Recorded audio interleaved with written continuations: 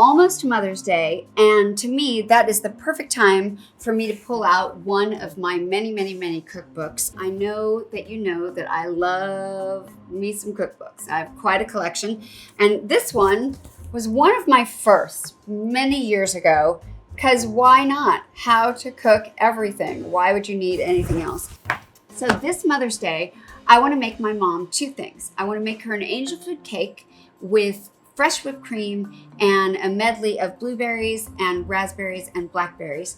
And then I'm also going to make her an egg frittata with smoked salmon and asparagus and pecorino cheese. That is a lunch you can be proud to send your child to school with. Vegetables all day, every day. It's just shit in a box. I can't believe I'm in your kitchen. Voila. We did it! Tequila all the way.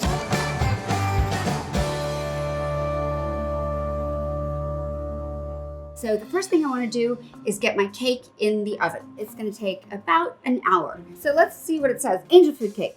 Light and wonderful with virtually no fat and a lovely crust whose flavor can't be beat. And I agree. I didn't have a lot of cake growing up, but this was definitely one of my favorites.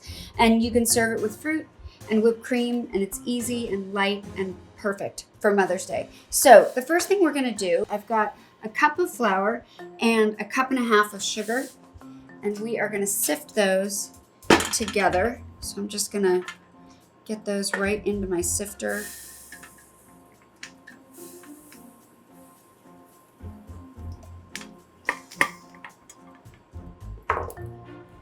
And then I'll sift that up.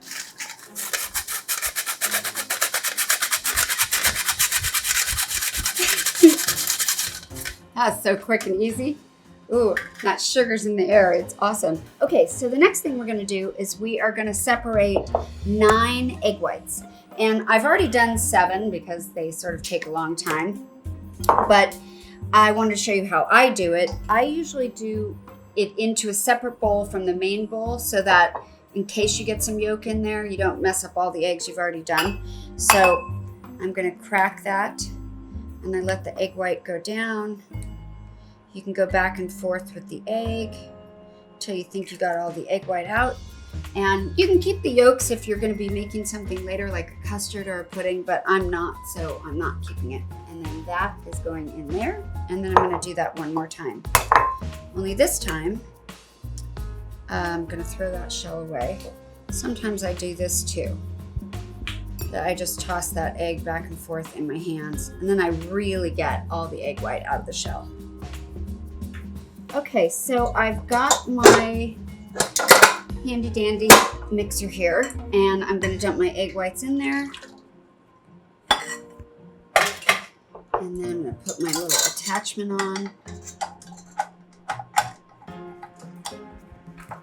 All ready to go.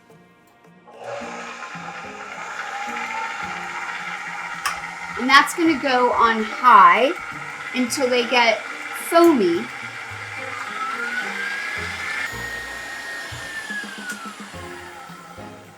Okay, so the eggs have gotten foamy already. Now I'm going to add 1/4 teaspoon of salt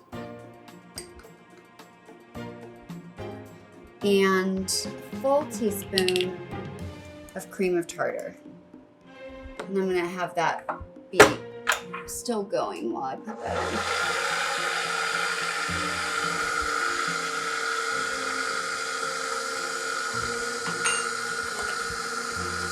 Then beat the eggs until they hold a soft peak. And the tops of the whites should droop a little bit when you remove them.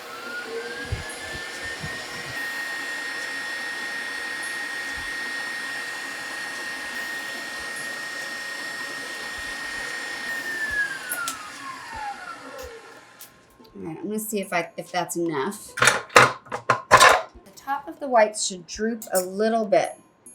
So you can see, do you see how that's drooping over just a little bit?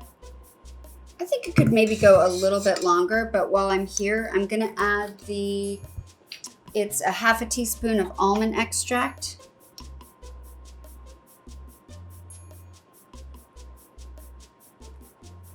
And a full teaspoon of vanilla extract.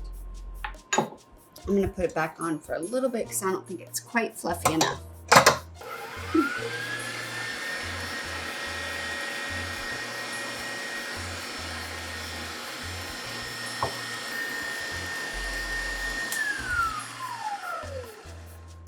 That feels like appropriate soft peaks to me. What do you think? I think so. So now I'm gonna fold my flour sugar mixture in. So I think the way I'm gonna do it is I'm gonna sprinkle a little bit and then I'm gonna fold that. I'm trying not to make the fluffy eggs go down. Sprinkle a little bit more and fold gently, just kind of cutting through there. And this says, in our cookbook, it says, gradually and gently fold in the flour mixture using a rubber spatula. That's what we're doing. And then we're going to turn the batter into a pan like this, ungreased, so very easy. I think we have it. I think we're mixed enough. So I'm gonna fold it in now.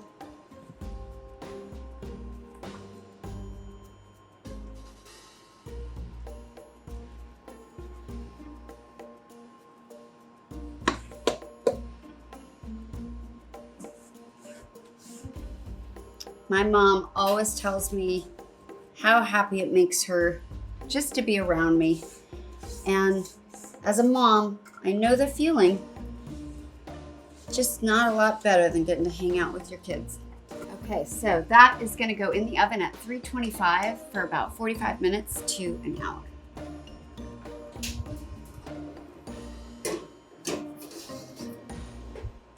We have got our cake in the oven, and now we're going to make our salmon, asparagus, pecorino cheese frittata. So the first thing I'm gonna do is I am gonna crack 5 eggs. And this is a pretty small frittata. I'm using a medium-sized saucepan.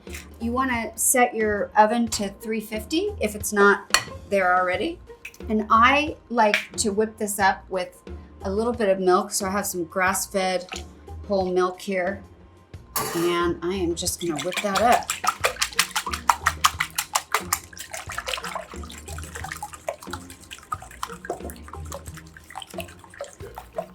Okay, so now I'm gonna get my pan hot. It's gonna go on medium heat, and I'm putting in about a tablespoon of butter. And while that is melting, I'm gonna go ahead and chop up my asparagus. I've washed and I've trimmed the sort of tough, thicker bottoms off the end of them. So I'm gonna chop them into probably about 1/2 inch, I think. That's a nice bite-size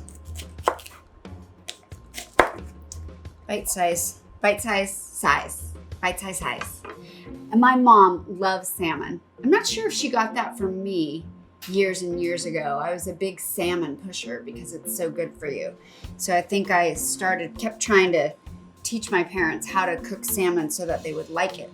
Lots of people don't like salmon, and I think it's because they don't cook it right. All right, so I have some smoked salmon here, some cured smoked salmon, and I'm just sort of dicing that up.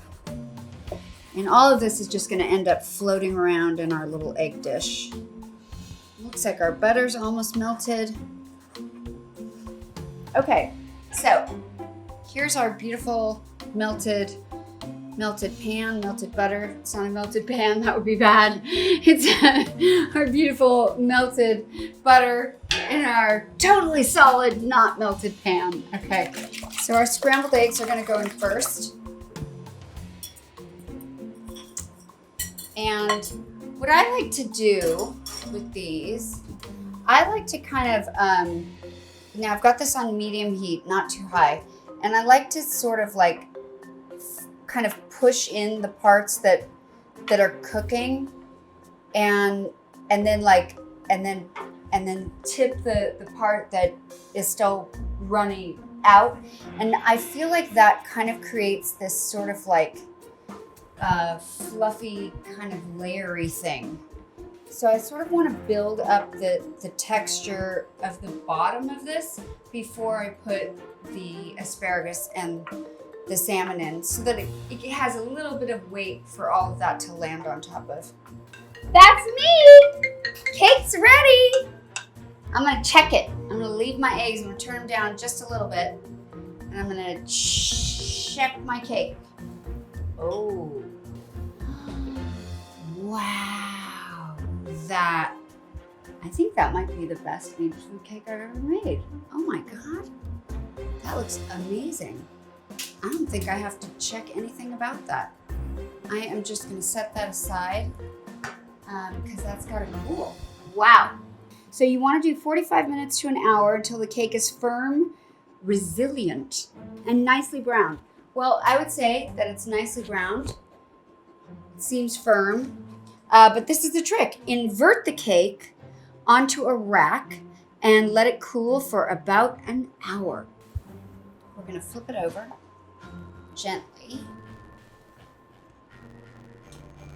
All right, so now I'm gonna sprinkle my asparagus on there and my salmon.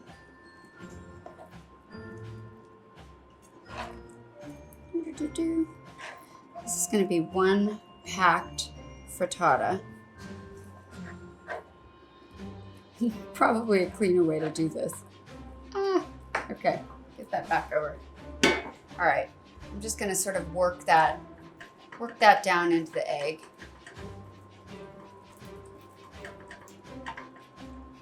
And then it's pretty well cooked through. So I think at this time, I'm gonna put the Pecorino cheese on the top. And I probably won't use all of this. Just sort of just a little bit. And then that is gonna go in our oven for probably about 15 minutes. We want it to get brown on the top and it'll fluff up a little bit more. But check it out, 15 minutes. So I'm so excited about how that cake came out, and now we are gonna get to making the whipped cream that's gonna go with it. My daughter really likes whipped cream with no sugar, and I would encourage you to try it that way, and that's what she would say too, because we so immediately just go to sugar. Lots of times when I get recipes, I'll half the sugar that they recommend. I'm gonna go really light. I'm gonna taste it first with no sugar, and then I have powdered sugar, which is what I like the best for whipped cream, for the texture. So I might put a little powdered sugar. We'll see how it goes.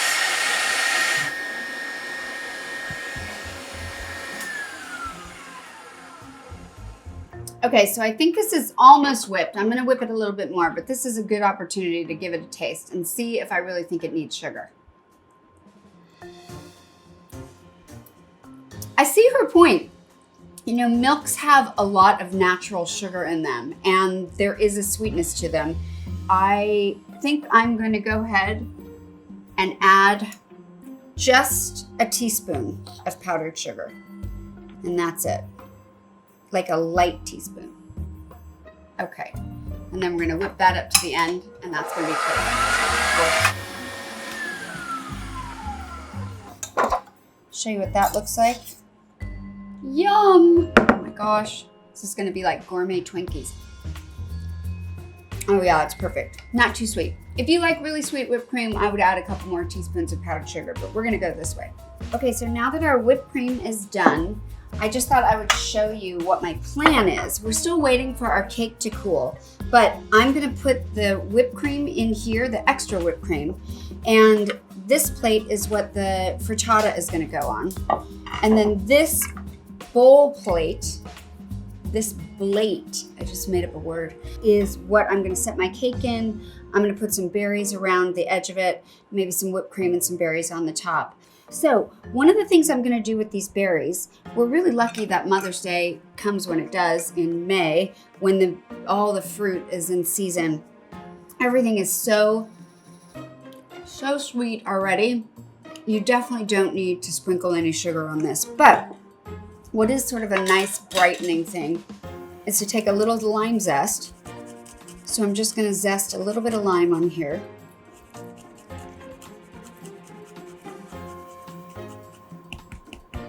And And then I'm gonna cut this. I'm just gonna sprinkle a little bit of lime juice on it also. Ooh, and in my eye. And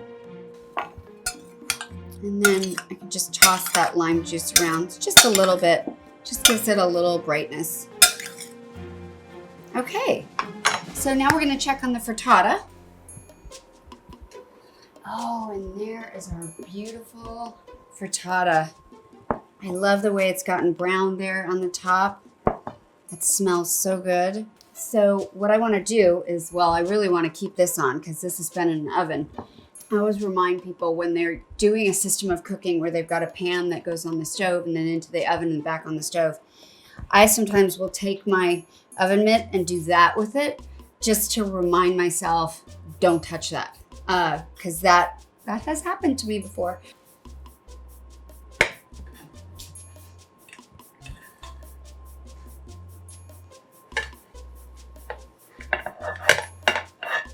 Here we go. Perfection. Oh my gosh. Mom, happy Mother's Day. I love you. Healthy eating. So our cake has been cooling, and I'm going to take a serrated knife and sort of go around the edges. Hopefully this is going to pop out nicely. And when I turn it over, look at that. It just came right popping out. Okay, so now I'm going to take a serrated knife and just make sure that looks like it all is coming out. Okay, so then that should hopefully almost perfect. Drop right out there. Oh wow, that looks beautiful. And I'm gonna leave that as the top. And I took the whipped cream and I put it into a Ziploc bag, and then I just clipped off the end with a knife.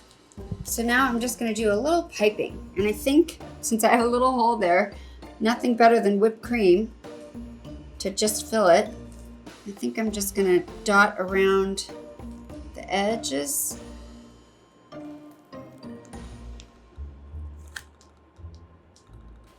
I think also moms just feel like even if your cake doesn't turn out, and even if your food isn't good, like hashtag frittata fail, say, I think moms, they're just happy. Moms are just happy that you've tried. So put out some effort for Mother's Day. Try to get out of your comfort zone. Do something nice for mom. I think I'm gonna do all blueberries on the top. Okay, and I'm thinking like for the rest of these berries, since I have this nice bowl, I think I'm just gonna kind of drip them around, and that way when you slice it, you just sort of scoop out a little bit of berries with it.